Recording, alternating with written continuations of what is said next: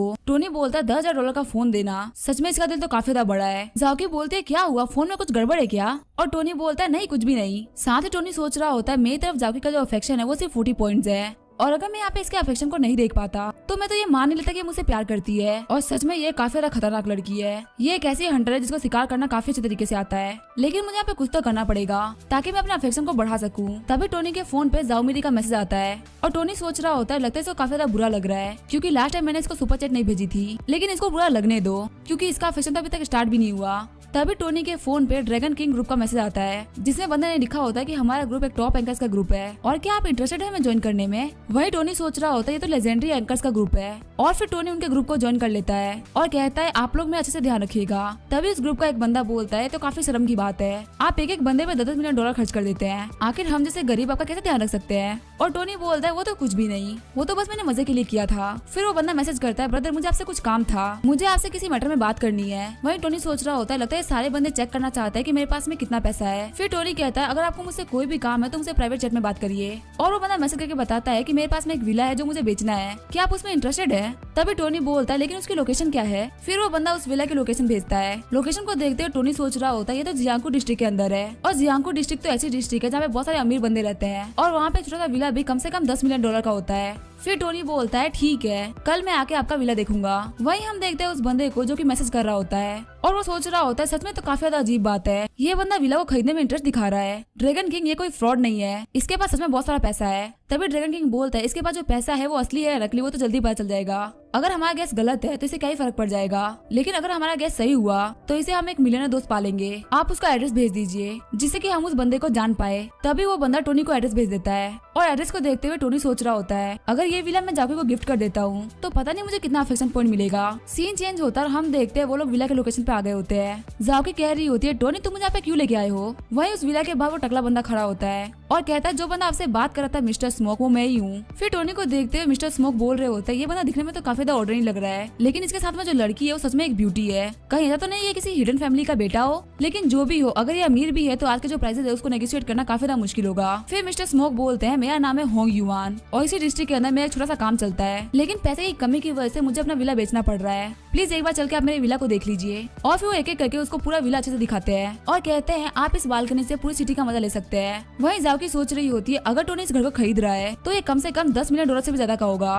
फिर टोनी बोलता है ठीक है मुझे जगह अच्छी लगी, आप प्लीज मेरा टाइम वेस्ट मत कीजिए और मुझे पैसे बता दीजिए। फिर होंग बोलता है मिस्टर स्टार्क भले ही मुझे पैसे की बहुत ज्यादा जरूरत है, लेकिन यहाँ पे आपसे पहले भी बहुत सारे लोग आए हैं और कुछ लोग तो उनमें से ऐसे भी थे जो इस घर में काफी ज्यादा इंटरेस्टेड थे। साथ ही मिस्टर होंग सोच रहे होते हैं मेरे हिसाब से इस घर की कीमत $50 मिलियन होगी, और अगर थोड़ी बहुत इसमें बार्गेनिंग भी हो जाती है तो इसमें कोई फर्क नहीं पड़ेगा, मुझे बहुत सारा प्रॉफिट तो वैसे ही मिल रहा है। फिर होंग बोलता है इसकी प्राइस तकरीबन $60 मिलियन होगी, और टोनी की शक्ल देखते हुए होंग बोल रहा होता है लगता है मैंने ज्यादा प्राइस बोल दी, सच में नोबल लोगों के बच्चों को बेवकूफ बनाना काफी ज्यादा मुश्किल काम होता है। तभी टोनी बोलता है क्या ये सिर्फ $60 मिलियन का है, मुझे लगा नहीं था कि इतना ज्यादा सस्ता होगा। ये सुन के होंग काफी ज्यादा शॉक्ड हो जाते हैं, और उनके सामने जो लड़की होती है वो बोलती है क्या सच में ये लड़का इतनी बड़ी प्राइस को चीप बोल रहा है? वही होंग सोच रहे होते हैं मुझे $70-80 मिलियन बोलना चाहिए था। फिर टोनी बोलता है जाओकी तुम्हें क्या लगता है हमें घर खरीदना चाहिए? फिर जाओकी बोलती है तुम मुझसे क्यों पूछ रहे हो, मुझे कोई फर्क नहीं पड़ता तुम्हें घर खरीद रहे हो या नहीं। तभी टोनी आगे बढ़ते हुए बोलता है लेकिन मैं घर तुम्हारे लिए खरीद रहा हूँ ना। और मिस्टर होंग सोच रहे होते हैं ये बंदा $60 मिलियन के घर को किसी और लड़की को देने के लिए बोल रहा है, इसके जो फाइनेंशियल रिसोर्सेज होंगे वो कितने ज्यादा होंगे इसके बारे में हम सोच भी नहीं सकते। मैं तो बस भगवान से प्रे कर रहा हूँ कि मेरी कोई भी बात इस बंदे को ऑफेंड ना करी हो। और जाओकी काफी ज्यादा शॉक्ड हो गई होती है और वो सोच रही होती है क्या ये $60 मिलियन का घर मुझे दे रहा है, कहीं ये मुझे किसी ट्रैप में तो नहीं फंसा रहा ना। फिर जाओकी के दिमाग में काफी खतरनाक आइडियाज आने लगते हैं, उसको लग रहा होता है कि टोनी उसको फंसा रहा है और बाद में उसके साथ में बहुत बुरा बिहेव करेगा। फिर जाओकी बोलती है मुझे सुन के अच्छा नहीं लग रहा, मैं ये घर एक्सेप्ट नहीं कर सकती। फिर टोनी कहता है जाओकी मेरी बात सुनो, जो हमारी गवर्नमेंट है उसने प्रॉपर्टी रखने में काफी सारी रेस्ट्रिक्शन लगा दी है और एक अकेला इंसान बहुत सारी प्रॉपर्टीज को हैंडल नहीं कर सकता, इसी वजह से मैं प्रॉपर्टी तुम्हारे नाम पे कर रहा हूँ। और क्या तुम्हें मेरा घर गिफ्ट करना अच्छा नहीं लग रहा? वही जाओकी सोच रही होती है ऐसे लोग अपनी प्रॉपर्टी अपनी वाइफ को गिफ्ट करते हैं, कहीं ऐसा तो नहीं कि टोनी मुझे अपनी वाइफ समझ के ऐसा ट्रीट कर रहा है। फिर टोनी बोलता है हमारा रिलेशनशिप मेरे लिए काफी ज्यादा मैटर रखता है, जो मेरा है वो तुम्हारा है, यहाँ पे तुम्हें अंतर करने की कोई जरूरत नहीं है। वही जाओकी की अफेक्शन 90 पॉइंट तक बढ़ गई होती है और टोनी कह रहा होता है एक दिन ये सिनेमा मुझे सलाम ठोकेगा, मेरी एक्टिंग इसकी इतनी ज्यादा अच्छी है कि मुझे ऑस्कर मिलना चाहिए। तभी होंग की सेक्रेटरी बोलती है बॉस आप देख रहे हैं ना लोग अपनी गर्लफ्रेंड को कितना बड़ा बड़ा गिफ्ट दे रहे हैं, आप मुझे घर कब गिफ्ट करने वाले हैं? वही होंग सोच रहा होता है मैं क्या करूँ, मैं गरीब हूँ, मैं इतना महंगा घर अफोर्ड नहीं कर सकता। फिर टोनी मिस्टर होंग को उस घर की पेमेंट कर देता है और कहता है मैंने अभी आपको $10 मिलियन एडवांस में कर दिया है। एक बार जब इस घर के सारी फॉर्मेलिटीज और डॉक्यूमेंटेशन कंप्लीट हो जाएंगे तब मैं आपको बाकी पैसे दे दूंगा। तभी मिस्टर होंग बोलता है बिल्कुल भी टेंशन मत लीजिए, यहाँ पे पैसे की जितनी भी लेन देन है वो सब मैं देख लूंगा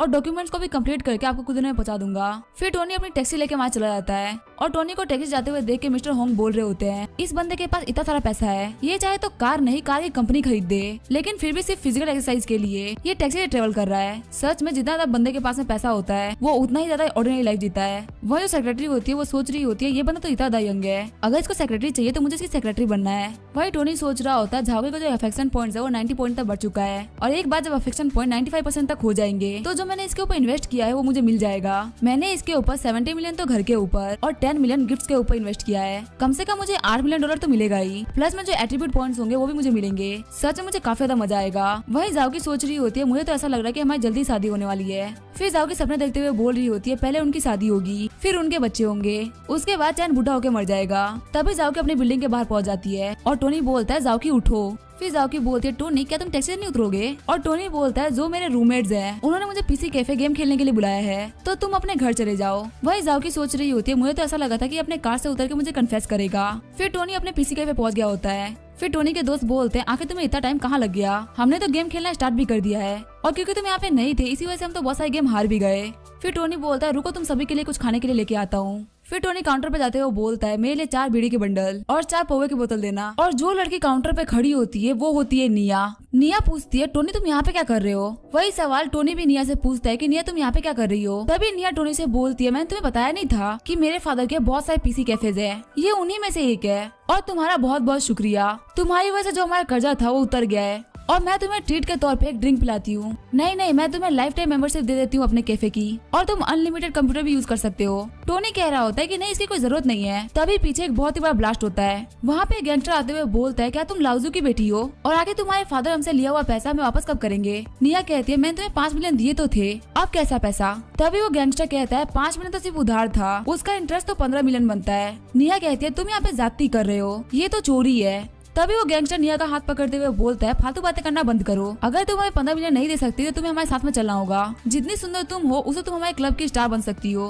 1-2 साल तो काफी रहेंगे तुम्हारे लिए कर्जा उतारने के लिए। तभी टोनी आगे बढ़ते हुए उस गैंगस्टर का हाथ मोड़ देता है और बोलता है मेरे गुस्सा होने से पहले यहाँ से निकल जाओ। वही निया कहती है टोनी ने मुझे फिर से बचा लिया और वो गैंगस्टर अपने सारे बंदों से बोलता है इस कुत्ते ने हमारे सामने भोंकने की हिम्मत करी है, इसके हाथ पाँव तोड़ दो। तभी टोनी गैंगस्टर बॉस को किक मार देता है। फाइट को देखते हुए टोनी के दोस्त बोल रहे होते हैं आखिर फाइट करने में इतना अच्छा कैसे हो गया, ये तो बिल्कुल गेम के कैरेक्टर की तरह फाइट कर रहा है। थोड़ी देर बाद सारे गैंगस्टर वहाँ से मार खा के भाग रहे होते हैं। फिर गैंगस्टर बॉस भागते हुए बोलता है बच्चे तुम्हारी किस्मत काफी ज्यादा अच्छी है कि तुम बच गए, लेकिन अगर तुम मुझे कहीं बाहर मिलते हो तो मैं तुम्हें नहीं छोड़ूंगा। निया टोनी को गले लगाते हुए बोलती है ब्रदर आपने मुझे फिर से बचा लिया, सच में मैं बहुत ज्यादा डर गई थी। तभी टोनी को नोटिफिकेशन आती है कि निया की जो अफेक्शन है वो 95 पॉइंट से बढ़ गई है और आपने टारगेट नंबर 1 निया के ऊपर 5.3 मिलियन का खर्चा किया है। इसी वजह से आपको रिवॉर्ड के तौर पे पूरे अमाउंट का 10% यानी कि $5,30,000 मिलते हैं। साथ ही आपको 5 बोनस पॉइंट मिलते हैं। अपने बोनस पॉइंट को देखते हुए टोनी सोच रहा होता है मुझे अपने बोनस पॉइंट को किस एट्रीब्यूट में ऐड करना चाहिए। तभी वहाँ पे नोरा भी आ जाती है और नोरा निया से बोलती है तुम तो काफी ज्यादा घटिया औरत हो, तुमने मुझसे अलायंस बनाई थी और यहाँ तुम टोनी से चिपक रही हो। वही टोनी सोच रहा होता है मुझे स्ट्रेंथ और एजिलिटी में अपने पॉइंट्स को जोड़ना चाहिए। फिर टोनी के दोस्त निया और नोरा को शांत करा रहे होते हैं, साथ ही कह रहे होते हैं वो कभी ना कहाँ भाग गया। सीन चेंज होता है, हम देखते हैं टोनी को जो कि एक स्टेडियम में आ गया होता है और सोच रहा होता है निया और नोरा दोनों में से अफेक्ट हो चुके हैं और झाओकी को तो मैं आराम से फंसा लूंगा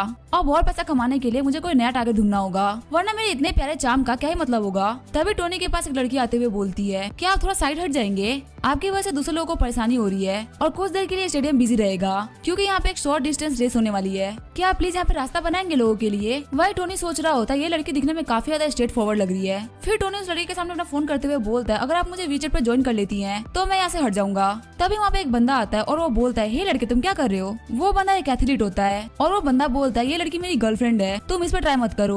और उस बंदे को देखते हुए टोनी सोच रहा होता है इस बंदे को तो मैं जानता हूँ और टोनी बताता है इस कमीने ने मुझे पहले बहुत ज्यादा बुली किया है। अभी भी वो बुली बंदा बोल रहा होता है मैंने तुम्हें बोला ना यहाँ से जाने के लिए, तुम यहाँ से जा क्यों नहीं रहे हो। वही टोनी सोच रहा होता है किस्मत ने मुझे इस कमीने से फिर से मिला दिया लेकिन इस बार मैं इसका टारगेट नहीं, ये मेरा टारगेट है। तभी टोनी को नोटिफिकेशन आती है, अगर आपने इस लड़की को फंसा लिया तो आपको 10% रिवॉर्ड तो मिलेगा ही, साथ ही आपको 22 एट्रीब्यूट पॉइंट भी मिलेंगे। तभी टोनी सोच रहा होता है 22 एट्रीब्यूट पॉइंट्स, इसके लिए तो मैं कुछ भी कर सकता हूँ। फिर वहाँ पे अनाउंस होता है कि सभी एथलीट्स तैयार हो जाइए, कंपटीशन स्टार्ट होने वाला है। वहीं जो वो लड़की होती है वो उस बुली वाले बंदे के लिए चीयर कर रही होती है। जैसे ही रेस स्टार्ट होती है वो बुली वाला बंदा आगे निकल गया होता है और कह रहा होता है ये चीटियां मेरे से आगे नहीं निकल सकती। तभी उसके पास से टोनी आगे निकल जाता है और वो बुली बंदा बोल रहा होता है आखिर ये बंदा इतना तेज कैसे हो सकता है। और टोनी दौड़ते हुए सोच रहा होता है लियांग जिस फील्ड में तुम्हें बहुत ज्यादा प्राउड था, आज मैं तुम्हें उसी फील्ड में हरा रहा हूँ। वहीं लियांग काफी ज्यादा गुस्सा हो गया होता है और उसने अपने रनिंग के अल्टीमेट स्किल को एक्टिवेट कर दिया होता है। फिर लियांग बोलता है भले तुम कितने भी ज्यादा तेज हो लेकिन तुम एक एम्परर को नहीं हरा सकते।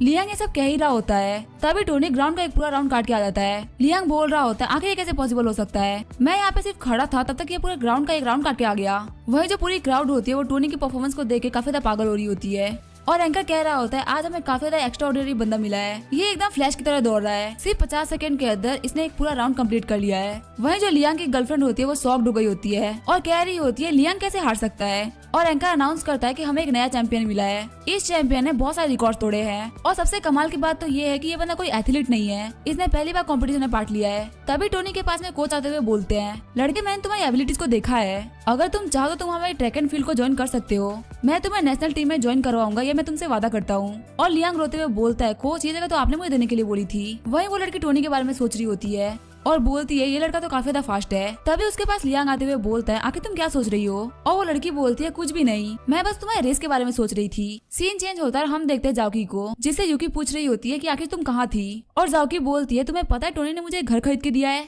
फिर यूकी शॉक्ड होते हुए बोलती है क्या उसने तुम्हें घर खरीद के दिया है, और जाओकी बोलती है हाँ मैं उसके साथ में घर ही देखने के लिए गई थी, और तुम्हें पता है उसने 60 मिलियन का घर खरीदा है और उसने ये कहा है कि जो उसका है वो मेरा है, वो बहुत ही अच्छा है। वही यूकी सोच रही होती है सच में सुंदर होने के काफी ज्यादा फायदे हैं, काश ऐसी किस्मत मेरी होती, मुझे भी कोई बिलियनर मिल जाता। फिर यूकी शॉक्ड होते हुए बोलती है जाओके ये देखो ये क्या है। ऑनलाइन एक आर्टिकल छपा होता है जिसमें लिखा होता है कि टोनी एक बहुत ही बड़ा कमीना है, वो एक साथ में बहुत सारे रिलेशनशिप को लेकर चल रहा है। वही हम देखते हैं टोनी को जो कि बोलता है आखिर ये किसने छापा है। साथ ही वो सोच रहा होता है मैं काफी टाइम से काफी ज्यादा हाई प्रोफाइल रह रहा हूँ, पक्का से यहाँ पे कोई होगा जिसकी मेरे से जली होगी। सीन चेंज होता है, हम देखते हैं 3 लड़कों को जो कि बोलते हैं हमारी पोस्ट तो वायरल हो गई, और एक दूसरा बंदा बोलता है कि अब टोनी की कोई भी इज्जत नहीं बचेगी। तभी उनके पीछे एक बंदा आता है और वो बोलता है तुमने यहाँ पे क्या कर रहे हो, तुम लोगों ने यहाँ पे कर्टन्स क्यों बंद करके रखा है। फिर चश्मे वाला बंदा बोलता है हमारे आर्ट कॉलेज में एक बंदा है जिसका नाम टोनी है, वो बहुत ही ज्यादा एरोगेंट है, हम लोग बस उसी कमीने से डील कर रहे थे। फिर लिनलैंग बोलता है ये तो वही बंदा है जिसके साथ अभी मैंने रेस करी है, ये तो बिल्कुल उसी बंदे की तरह दिख रहा है जिसको मैं रोज मारा करता था, मैं समझ गया, मैं इसको जानता हूँ, हम दोनों सेम हाई स्कूल में हुआ करते थे और ये बचपन से ही बहुत ही बड़ा पागल है और मुझे इसके बारे में काफी अच्छी इन्फॉर्मेशन भी है, ये बिल्कुल भी अच्छा इंसान तो नहीं है, ये लड़कियों के पीछे पड़ा रहता था और उनकी चाहता रहता था।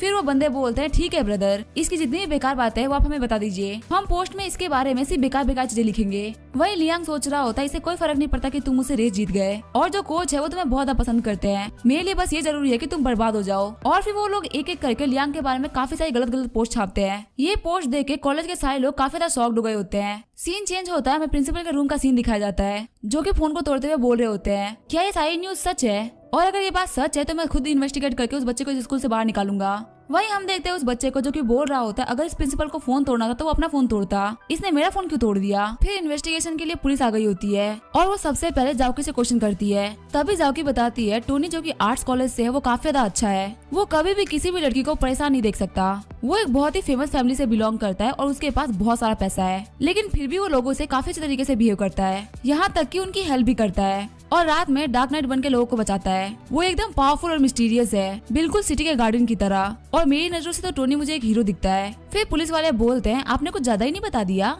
तभी दूसरा पुलिस वाला बोलता है आप ये सारी बातें इतने भरोसे के साथ कैसे बोल सकती हैं, और जाओकी बोलती है ये सारी बातें मैंने उसके साथ रह के फील करी है। और प्रिंसिपल अपने असिस्टेंट से बोल रहा होता है क्या तुम्हें जाओकी की बातों पे भरोसा है। तभी असिस्टेंट जाओकी के डॉक्यूमेंट देते हुए बोलता है ये स्टूडेंट यूनियन की वाइस प्रेसिडेंट है और भले इसकी कुछ हरकतें काफी ज्यादा अजीब है लेकिन कभी भी झूठ नहीं बोलती और इसकी बातों से लग रहा है कि टोनी काफी ज्यादा अच्छा इंसान है। फिर प्रिंसिपल बोलते हैं चलो ठीक है अब बाकी बच्चों को बुलाओ पूछताछ के लिए। साथ ही वो सोच रहे होते हैं मुझे विश्वास नहीं हो रहा कि यहाँ पे ऐसा भी कोई स्टूडेंट है जो कि मुझसे ज्यादा अच्छा है। फिर पुलिस नोरा के पास जाती है और बोलती है हमें आपके क्लास में टोनी के बारे में कुछ पूछताछ करनी थी, क्या आप इन्वेस्टिगेशन के लिए हमारे साथ चल सकती हैं? फिर नोरा उन सभी लोगों को बताती है कि टोनी एक काफी अच्छा इंसान है, पर मैं बिल्कुल भी अच्छी नहीं हूँ, इसी वजह से मैं टोनी को नहीं पा पाई। मैं पैसे के चक्कर में पागल हो गई थी, इसी वजह से मैं उसकी अच्छाई को नहीं देख पाई। लेकिन ये जो भी गलती है वो मेरी है, टोनी की बिल्कुल भी नहीं, क्योंकि टोनी तो काफी अच्छा इंसान है। फिर पुलिस वाले बोलते हैं तुम्हारे कहने के हिसाब से तुम टोनी को पसंद करती हो, लेकिन उसने तुम्हें रिजेक्ट कर दिया है, पर फिर भी तुम ये मान रही हो कि वो एक अच्छा इंसान है। और नोरा बोलती है जो मेरे साथ हो रहा है मैं उसको डिजर्व करती हूँ, लेकिन टोनी अच्छा इंसान है, इसमें तो कोई शक ही नहीं है। उसने कुछ भी गलत नहीं किया, बस मैं उसके प्यार के काबिल नहीं हूँ। ये सब देख के प्रिंसिपल डिप्रेशन में चले गए होते हैं और सोच रहे होते हैं मैंने कहीं कोई गलती तो नहीं कर दी, कहीं टोनी सच में कोई अच्छा इंसान तो नहीं है। और उसके बारे में जो आर्टिकल छपा था लगता है उन लोगों ने झूठ लिखा है। फिर निया अपने साथ में आर्ट सोसाइटी के चेयरमैन को लेके आती है। प्रिंसिपल उनसे हाथ मिलाते हुए बोलते हैं मिस्टर चेयरमैन आप यहाँ पे क्या कर रहे हैं? फिर निया बताती है मैं आपके आर्ट कॉलेज की स्टूडेंट हूँ और हम लोग यहाँ पे इसी वजह से आए हैं क्योंकि आपके कॉलेज के टोनी ने कुछ दिनों पहले मुझे बचाया था और उसने मेरी फैमिली की भी बहुत सारी हेल्प करी, इसी वजह से हमने उसके लिए एक बैनर प्रिपेयर किया है। ये जान के प्रिंसिपल बिल्कुल ही शॉक्ड हो गए होते हैं। साथ ही प्रिंसिपल सोच रहे होते हैं लगता है मैंने गलत किया, मुझे एक बार जाके उस पोस्ट को फिर से देखना चाहिए। और जब प्रिंसिपल उस पोस्ट के कमेंट में जाके पढ़ते हैं तो उसमें लिखा होता है कि टोनी तो काफी ज्यादा हैंडसम बंदा है, क्या इतना हैंडसम बंदा एक बुरा इंसान हो सकता है? और काफी सारे लोगों ने तो ये भी कमेंट कर रखा होता है कि जिसने ये पोस्ट डाली है वो टोनी से काफी ज्यादा जलता है। ये देख के प्रिंसिपल सोचने लगते हैं ये कहीं यूथ का आइडल तो नहीं। फिर उनके मन में एक कहानी बन जाती है कि टोनी ये काफी ज्यादा पॉपुलर लड़का है जिससे बहुत सारे बंदों की जलती है, इसी वजह से उसे परेशान करने के लिए उसके ऊपर ब्लेम्स लगाते रहते हैं। ये सब सोचने के बाद में प्रिंसिपल बोलते हैं मैं समझ गया टोनी तुम्हारे साथ में गलत हुआ है, लेकिन अब तुम बिल्कुल भी टेंशन मत लो, तुम्हारा प्रिंसिपल तुम्हें जस्टिस दिलाएगा। मैं जो कि इस यूनिवर्सिटी का सबसे पहला जीनियस स्टूडेंट था, वो कभी भी किसी और जीनियस के साथ में कुछ भी गलत नहीं होने देगा। फिर प्रिंसिपल टोनी के सम्मान में एक फंक्शन रखवाते हैं और वहाँ पे सारे बच्चों को बुलाते हैं और अनाउंस करते हैं कि जितने भी मैंने इन्वेस्टिगेशन करवाई जिससे पता चलता है कि ये सिर्फ रूमर्स थे और आज ये फंक्शन इसलिए रखा गया है ताकि टोनी के नाम को क्लियर करा जा सके। टोनी सिर्फ एक अच्छा इंसान नहीं, ये सोसाइटी के बारे में भी काफी ज्यादा सोचता है, लोगों को बचाने के लिए बहुत बार आगे भी आया है, लेकिन शायद से किसी बच्चे को पता होगा कि इसने कितने सारे अच्छे काम किए हैं। सच में ये कितनी बड़ी मैजेस्टिक पर्सनैलिटी है, ऐसी सोच भगवान बहुत ही कम लोगों को देते हैं। तो चलो हम सभी लोग क्लास में टोनी से सीखते हैं कि एक अच्छा इंसान कैसे बनते हैं। ये सारी बातें सुनकर सारे बच्चे टोनी के लिए क्लैपिंग करने लगते हैं। वही टोनी सोच रहा होता है आखिर मैंने ऐसा क्या कर दिया जिसकी वजह से मुझे सर्टिफिकेट मिल रहा है और मुझे तो बिल्कुल भी याद नहीं कि मैं किसी और की हेल्प करने के लिए आगे आया हूँ। वही भीड़ में लियांग खड़ा होता है जो कि बहुत ज्यादा गुस्सा होता है, साथ ही सोच रहा होता है इस कमीने को तो यहाँ पे बदनाम होना चाहिए था, इसकी यहाँ पे इतनी तारीफ क्यों हो रही है और इस कमीने की जगह पे मुझे खड़ा होना चाहिए था और यहाँ पे मेरी तारीफ होनी चाहिए थी, लेकिन यहाँ पे ऐसा बिल्कुल भी नहीं हो रहा। तभी लियांग की नजर अपनी गर्लफ्रेंड पर जाती है जो कि टोनी की तारीफ सुनकर काफी ज्यादा खुश हो रही होती है और टोनी की तरफ जो उसके अफेक्शन पॉइंट होते हैं वो भी बढ़ रहे होते हैं। फिर फंक्शन खत्म होने के बाद सारे बच्चे वहाँ जाने लगते हैं। लियांग बोलता है जूली मैंने देखा तुम उस टोनी की तारीफ पे कितना खुश हो रही थी और आखिर तुम्हारी इस खुशी का मतलब मैं क्या समझूं? तभी जूली बोलती है लियांग क्या तुम पागल हो चुके हो? आखिर तुम किसी और बंदे के लिए मुझसे क्यों जलेस हो रहे हो? जिस बंदे की इतनी ज्यादा तारीफ हो रही थी उसके लिए सब ताली बजा रहे थे तो मैंने भी ताली बजा दी, और अगर सच बताओ तो मुझे उस लड़की की तरह बनना है ताकि मेरी भी तारीफ हो सके। ये सुन के लियांग की और जल जाती है। वही जूली बोलती है जब उसने तुम्हें रेस में हराया था तब उसके पास नेशनल में जाने के ऑफर्स आए थे, लेकिन उसने फेमस होना छोड़ के अपनी ऑर्डिनरी लाइफ में जाना अच्छा समझा। तभी लियांग आगे बढ़ते हुए जूली का हाथ जोर से पकड़ लेता है और बोलता है वो कमीना मुझे कभी नहीं हरा सकता। वहीं जूली बोलती है लियांग मेरा हाथ छोड़ो मुझे दर्द हो रहा है, लेकिन लियांग उसे नहीं छोड़ रहा होता और बोलता है भले तुम उसे पसंद करो या बाकी सब उसे पसंद करे, टोनी एक ऐसा कुत्ता है जिसको मैंने अपने पैरों से रोंदा है, वो मुझसे आगे नहीं निकल सकता।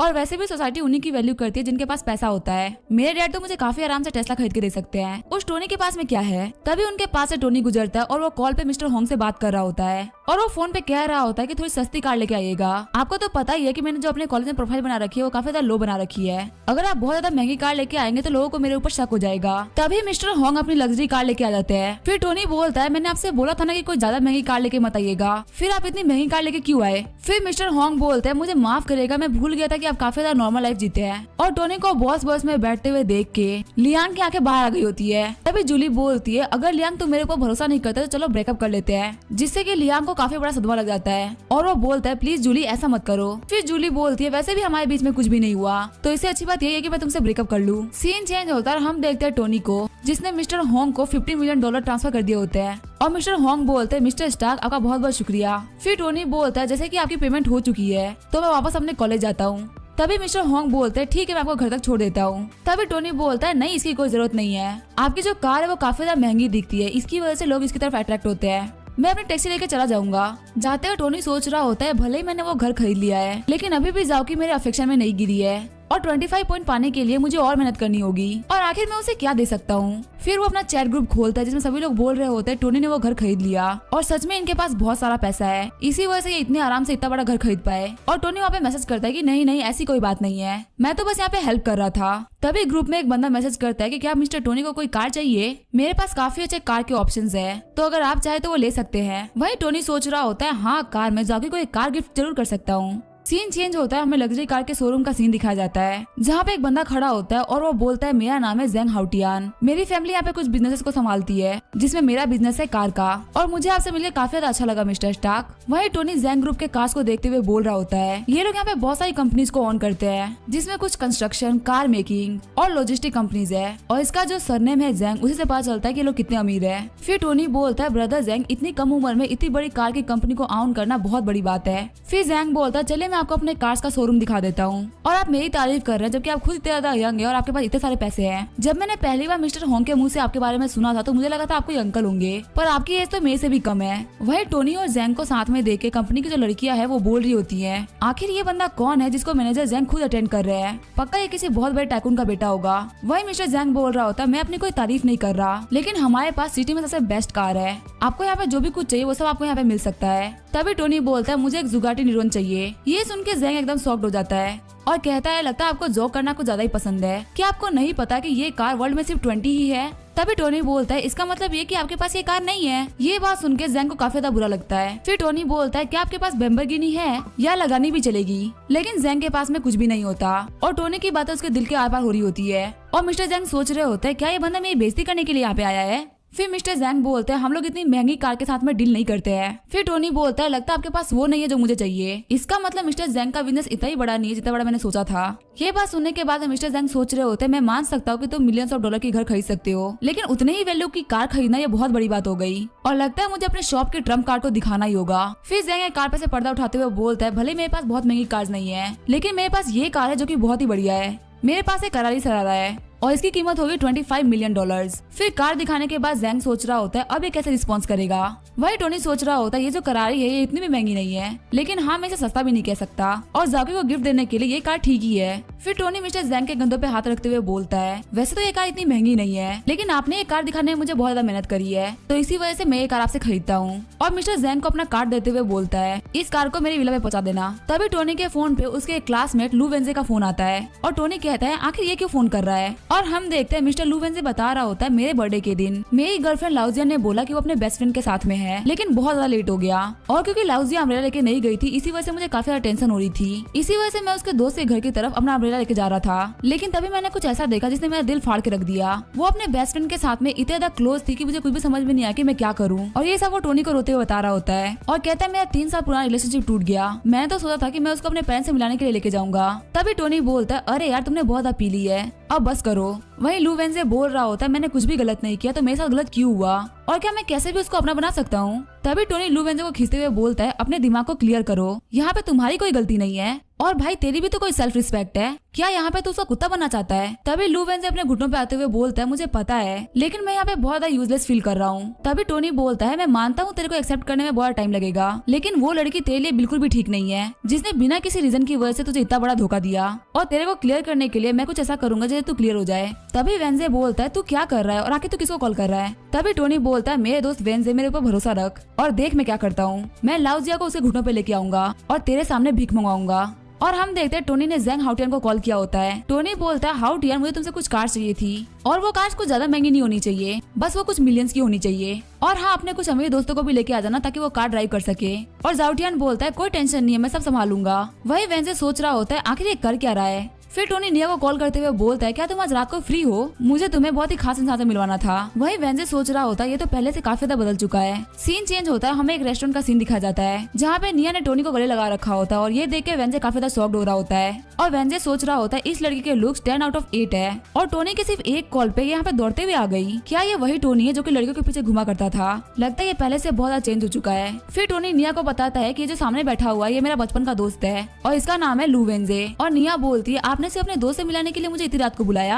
साथ ही निया सोच रही होती है इतने रात को अपने इतने खास दोस्त से मुझे मिला रहा है, इसका मतलब ये मेरे लिए कुछ सोचता तो है। तभी टोनी बोलता है मैंने तुम्हें ऐसा ही नहीं बुलाया, मैं कल कुछ करने वाला हूँ, उसमें मुझे तुम्हारी हेल्प चाहिए। हमें कल किसी को बहुत शौक करना है। वेंजे को उसकी गर्लफ्रेंड ने धोखा दे दिया होता है और लू वेंजे की गर्लफ्रेंड को सबक सिखाने के लिए टोनी ने निया को बुलाया होता है। निया बोलती है आपने से अपने दोस्त से मिलाने के लिए मुझे इतनी रात को बुलाया। टोनी कहता है कि नहीं बस इतना काम नहीं था, हमें कल कुछ बहुत ही बड़ा करना है। आगे हमें अगले दिन का सीन दिखाया जाता है। हम देखते हैं लाउजिया उसके बॉयफ्रेंड को जो कि अपने कार में चलते हुए जा रहे होते हैं। लाउजिया का बॉयफ्रेंड बोल रहा होता है लाउजिया तू बिल्कुल भी टेंशन मत लो, तुमने उस बेवकूफ वेंजे को छोड़ के अच्छा ही किया और तुम्हारा कुछ दिनों में बर्थडे आ रहा है ना, तो तुम्हें क्या गिफ्ट चाहिए। और लाउजिया कहती है मुझे एक नया बैग चाहिए। तभी उनके पास में टोनी की कार आती है जो कि उनके आगे आगे अचानक से ब्रेक मार देती है। उन लोगों की वजह से लाउजिया के बॉयफ्रेंड को भी ब्रेक मारना पड़ता है। फिर लाउजिया का बॉयफ्रेंड मिडिल फिंगर दिखाते हुए बोलता है क्या तुम्हें ड्राइव करना नहीं आता। लेकिन तभी वो निया को देख के काफी ज्यादा शर्मा जाता है और हम देखते हैं निया ने काफी अच्छा मेकअप किया होता है और वो काफी प्रिटी लग रही होती है। तभी कार से लू वेंजे उतरता है जिसने बहुत अच्छे कपड़े पहने होते हैं, जिसको देख के लाउजिया बोलती है क्या ये लू वेंजे है। फिर निया बोलती है वेंजे तुमने मुझे डरा दिया था, मुझे लगा था जो हमारी नई कार है वो बस टकराने वाली है। और वेंजे कहता है अगर ये टकरा भी जाती तो मैं तुम्हें नया खरीद के दे देता। वहीं लाउजिया का बॉयफ्रेंड सोच रहा होता है क्या सच में वेंजे इतना ज्यादा अमीर है। फिर लाउजिया आगे बढ़ते हुए बोलती है वेंजे एक्टिंग करना बंद करो। वेंजे बोलता है पता नहीं ये लड़की हमको परेशान करने के लिए क्यों आ गई, चलो बेबी हम लोग कार में बैठ के कहीं और चलते हैं। तभी लाउजिया बोलती है मैं तुम्हें बहुत ज्यादा लंबे टाइम से जानती हूँ, मुझे तुम्हारी फैमिली बैकग्राउंड के बारे में सब कुछ पता है और मैं ये बात मानती हूँ कि मैंने गलत किया, लेकिन तुम जो आज कर रहे हो वो बहुत ज्यादा घटिया लग रहा है, यहाँ पे एक्टिंग करना बंद करो। वह ये सब होते हुए जाओ टियान और टोनी देख रहे होते हैं। जाओ टियान कहता है लगता है उस लड़की को सब कुछ पता चल गया कि यहाँ पे एक्टिंग हो रही है। टोनी कहता है जाओ टियान तुम टेंशन मत लो, अभी तो मैंने यहाँ पे स्टेज सजाया भी नहीं है। तभी वहाँ पे बहुत सारी लग्जरी कार आ जाती है जो कि लाउजिया और उसके बॉयफ्रेंड की कार को घेर लेती है। फिर एक व्हाइट हेयर वाला लड़का बाहर निकलते हुए बोलता है वेंजे मेरे दोस्त तुम यहाँ पे हो। और उस व्हाइट हेयर वाले बंदे को देख के लाउजिया का बेस्ट फ्रेंड बोल रहा होता है ये तो ब्रदर बाई है। फिर बाई आगे जाके लाउजिया उसके बेस्ट फ्रेंड के कंधे पे हाथ रखता है। फिर बाई बोलता है लड़की तुम्हें पता है इस लड़के का नाम मकाई है, इसकी फैमिली एक कोल माइन को ऑन करती है और ये अमेरिका से पढ़ के आया है। लेकिन मैं तुम्हें बता दूं कि ये सारी बातें झूठ है, ये लड़का सभी लड़कियों से झूठ बोलता है ताकि अपना काम निकलवा सके और ये तुम्हें भी यहाँ पे बेवकूफ बना रहा है। कहीं ऐसा तो नहीं कि तुमने भी इसकी बातों को मान लिया कि ये कोई अमीर इंसान है। वहीं लाउजिया का बेस्ट फ्रेंड बोल रहा होता है मिस्टर भाई मुझे छोड़ दीजिए, आज के बाद मैं ऐसा कभी भी नहीं करूंगा। फिर मिस्टर भाई आगे जाते हुए बोलते हैं ये लड़का काफी ज्यादा चालाक है, यहाँ इसने एक और लड़की को बेवकूफ बना ही लिया और क्या इस लड़की ने अपनी शक्ल नहीं देखी, इस लड़की को कौन अमीर लड़का पटाएगा। ये सुन के लाउजिया सदमे में चली गई होती है। फिर लाउजिया मकई के पीछे चप्पल लेके पड़ गई होती है और कहती है तुम्हारे साथ झूठे से अच्छा तो सुअर है। वही मकई बोल रहा होता है सिस्टर लाउजिया मुझे माफ कर दो। फिर वेंजे बोलता है चलो ठीक है चलते हैं।